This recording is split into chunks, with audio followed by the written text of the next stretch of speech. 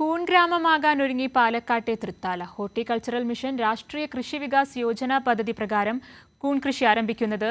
കൂൺ ഗ്രാമം പദ്ധതിയുടെ ഉദ്ഘാടനം മേഴത്തൂരിൽ മന്ത്രി എം പി രാജേഷ് നിർവഹിച്ചു. കൂൺ കൃഷി സുസ്ഥിര തൃത്താലയ്ക്ക് ഊർജ്ജമാണെന്ന് മന്ത്രി എം പി രാജേഷ് പറഞ്ഞു.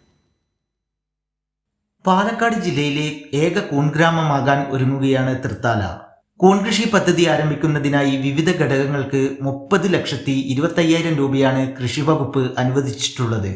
കൂൺ കൃഷി പദ്ധതിയുടെ ഭാഗമായി ചെറുകിട കൂൺ വിത്ത് ഉൽപാദന യൂണിറ്റുകൾ ആരംഭിക്കും.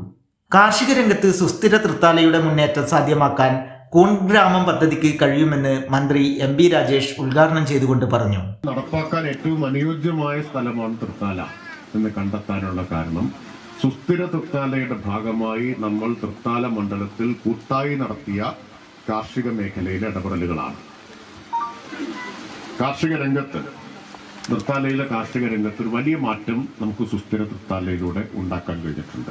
56 സ്ക്വയർ മീറ്റർ വിസ്തൃതിയിലുള്ള 2 പാക്കിംഗ് ഹൗസുകൾ, കൂണിന്റെ മൂല്യവർദ്ധിത യൂണിറ്റുകൾ, 10 കമ്പോസ്റ്റ് യൂണിറ്റുകൾ എന്നിവ ആരംഭിക്കും.